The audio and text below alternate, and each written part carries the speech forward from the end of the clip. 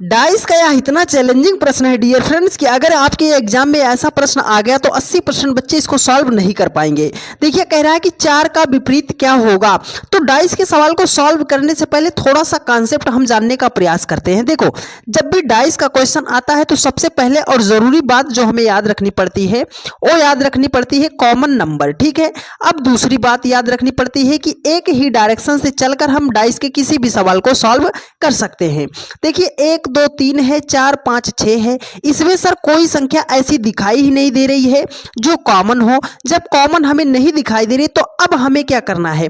तो dear friends, आपको जानना पड़ेगा डीएस की कौन सा डाइस है। ये डाइस दो प्रकार का होता है, एक सिंपल डाइस होता है, एक स्टैंडर्ड डाइस होता है।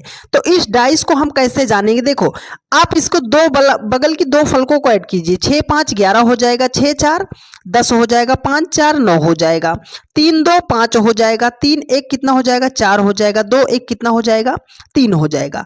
अगर बगल बगल की पास पास की दो सतह को जोड़ने पर उसका योगफल 7 नहीं होता है, जब नहीं होता है तो इसका मतलब है कि यह जो है स्टैंडर्ड डाइस है, मानक पासा है। और जब भी आपके सामने मानक पासा दिया जाएगा तो उसका अपोजिट हम कैसे निकालते हैं? देखो, वो 4 का अपोजिट पूछ रहा है तो आपको सिंपल सा इतना करना है कि 4 में हम कितना जोड़ दें कि योगफल हमारा 7 हो जाए। तो आप बोलोगे सर 4 में हम 3 को जोड़ देंगे तो योगफल 7 हो जाएगा। तो जितना हम जोड़ रहे हैं वही उस संख्या का अपोजिट हो जाएगा।